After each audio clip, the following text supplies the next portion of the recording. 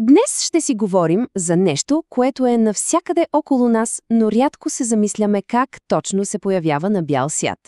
Ще разнищим заедно основните концепции, които стоят зад всеки успешен софтуерен проект. И така, как се ражда софтуерът? Това е големия въпрос, нали? И отговорът, може би малко изненадващо, не е с магия. Всъщност, зад всичко стои един много добре структуриран процес. Сега ще видим какви са стъпките и принципите, които превръщат една обикновена идея в работещ и полезен продукт. Ето го и нашият план. Първо, ще си изясним какво изобщо е това софтуерен проект. След това ще се гмурнем в основите на управлението. Ще разгледаме и трите стълба, които държат всеки проект стабилен. Ще минем и през жизнения цикъл и различните методологии и накрая ще видим кой е ключът към успеха. И така, да започнем от самото начало, от основите. Какво всъщност е софтуерен проект? Защото, за да строим каквото и да е, ни трябва здрава основа, нали така? Дефиницията е доста праволинейна. Софтуерен проект е, всеки проект, който цели да създаде продукт, чиято основна съставка е софтуер. Звучи просто, но помислете, това е всичко. От приложението на телефона, през сайта, който скролвате в момента, та чак до онези огромни, сложни системи, които управляват цели корпорации. Добре, дефинирахме проекта, но какво е самият софтуер? Защото, знаете, не става въпрос само за някакви редове код. Софтуерът е целият пакет. Програмите, процедурите, правилата, данните, всичко, което кара една машина да мисли и да върши работа. Реално погледнато, това е мозъкът на цялата операция. И тук нещата стават интересни, защото софтуерът е нещо нематериално, не може да се пипне, нали? То е стопанско благо, но без физическа форма. И точно тази негова природа, комбинирана с факта, че технологичният свят се променя буквално с часове, прави управлението на такъв проект, да кажем, доста голямо предизвикателство. И изключително важно. И като заговорихме за управление, важно е да знаем, че то не е някаква импровизация на момента. Не, това си е цяла наука, дисциплина с история и с ясни принципи. Нейната цел е проста – да превърне потенциалния хаос в подреден процес. И между другото, това съвсем не е нова идея. Корените на управлението като наука се крият още в началото на 19 век. После, през 1911, идва Фредерик Тейлър и един вид формализира нещата. Малко след това пък Хенри Гант ни дава нещо, което много от нас ползват и днес – прословутите диаграми на Гант. Вижда се как всичко е еволюция, надграждане. Добре, а каква е съвременната, така да се каже, официална дефиниция? Управлението на проекти е прилагането на знания, умения и инструменти и всякакви техники, за да се постигнат целите на проекта. В общи линии това е изкуството да вземеш една идея и да я преведеш през целия процес до успешен финал.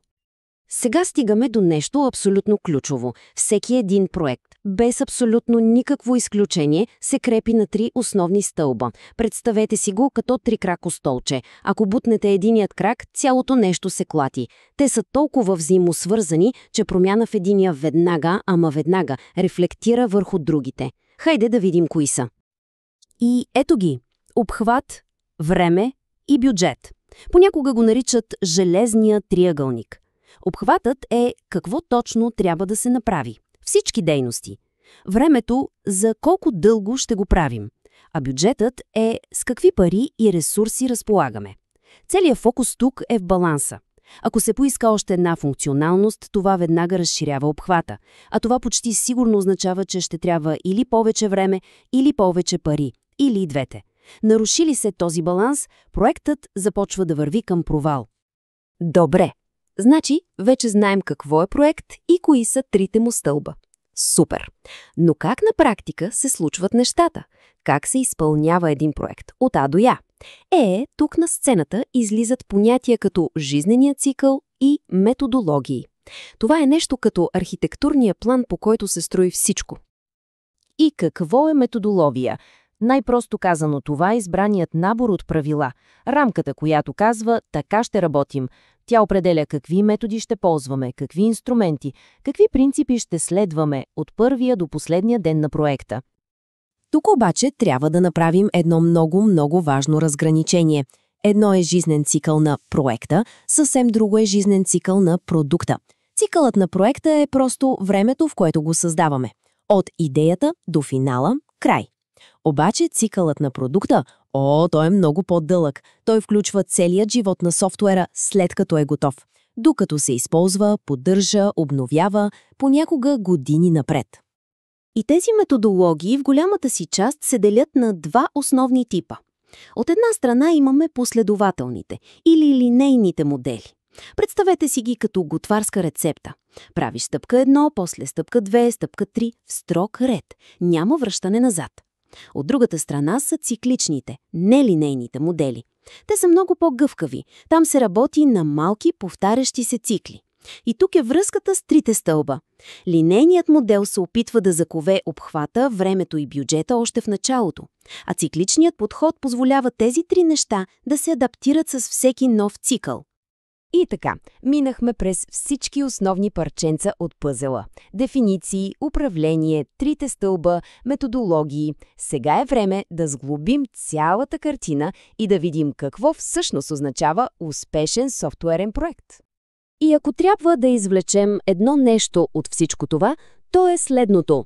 Създаването на добър софтуер не е въпрос на късмет, не е случайност. То е резултат от дисциплиниран процес. Изискват се много специфични знания, нужна е ясна методология, която да е като пътеводна светлина и най-вече изисква се постоянен, съзнателен танц между обхват, време и бюджет. Да се разберат тези основи е просто първата, но и най-важната стъпка. И за финал, нека оставим един въпрос за размисъл. В нашия свят, където технологиите се променят буквално докато говорим, кой подход е по-адекватен? Строгият, предвидим, линеен модел или гъвкавият, адаптивен, цикличен модел? А може би бъдещето принадлежи на нещо трето, нещо съвсем различно.